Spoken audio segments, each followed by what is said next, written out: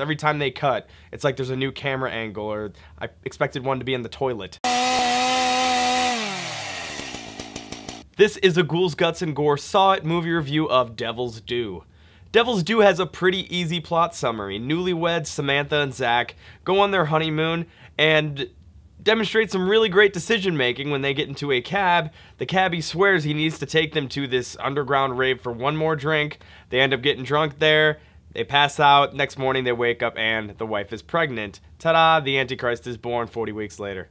The film is directed by Matt Bettinelli-Olpin and Tyler Gillett, who actually got their first big break with the final short of the first VHS film. That one was called 10/31/98, took place with the big haunted house Climax and ended on the train tracks. For some reason, they wanted to return to the found footage genre here, and this genre is just really starting to feel overdone. There's still some creative moments. I actually like found footage better as shorts for the VHS films than I do for feature-length films. This movie follows the same found footage formula that they almost all do, where we spend the first 20 minutes getting to know our two main characters, this being newlyweds Zach and Samantha. We learn all about their life and what stage they're in. They're the newlyweds here, and Zach has a nice heart-to-heart moment with Samantha, explaining how he likes to film all their memories so that they have them later on. Then he mentions it again and a third time, and it just seems like the whole movie he's trying to justify why he's filming so that they have these memories, and it's too much. We don't need that justification as an audience for a found footage film. We just need to go with it. Now, Paranormal Activity's The Marked Ones, a recent film I actually dug, was entertaining because the characters were likable, but on this one, I wasn't digging any of the characters really. There's a certain suspension of disbelief that you have to kind of go along with the ride of a found footage movie. You just have to accept that these people are constantly going to be rolling, these cameras are going to capture all the right moments and have things in frame.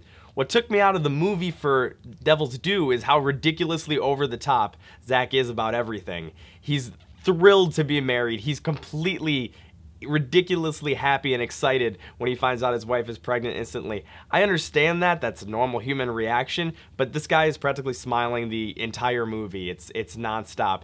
And then it even hits its peak when he's filming around the neighborhood just by himself. He's filming the houses, he's filming the school that he said he used to get beat up in, and he's saying this is all for his coming child to watch.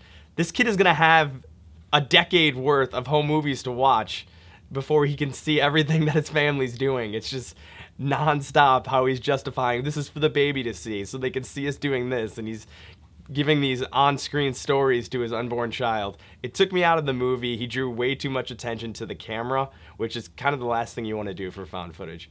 The writing on Zach's character, as far as how he reacts to the events that his wife is going through, are ridiculous. He has the most minimal reactions to everything. Like one scene where Samantha almost gets backed into by a car. She goes off on the guy, breaks the whole driver's side windows of the car, and he's just runs her back to the car and is like, "How's your hand?"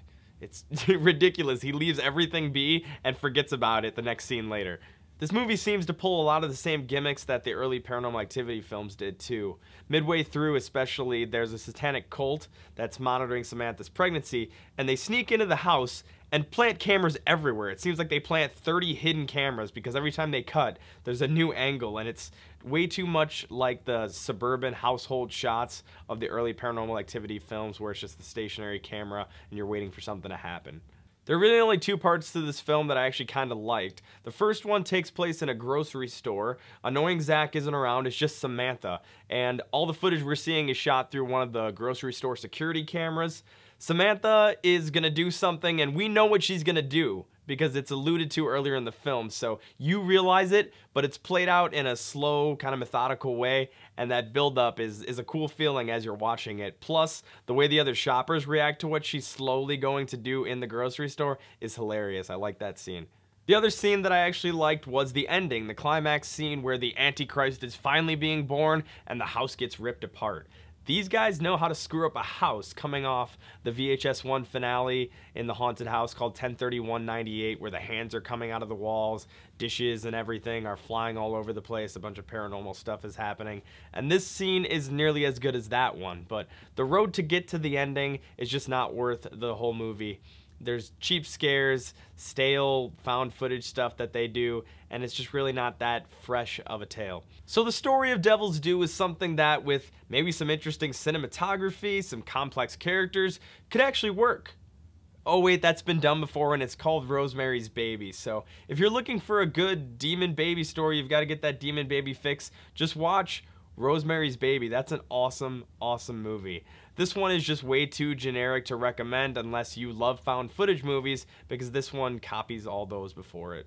Thanks for checking out our review. Subscribe to our YouTube channel and like us on Facebook, Twitter, and Instagram for more content. Brandon Smith here for our first Saw It review of 2014, Paranormal Activity: The Marked Ones. This is the 5th Paranormal Activity film, but not to be confused as Paranormal Activity 5, because that film comes out later this year in October. That's right, we're getting 2 Paranormal Activity films this year.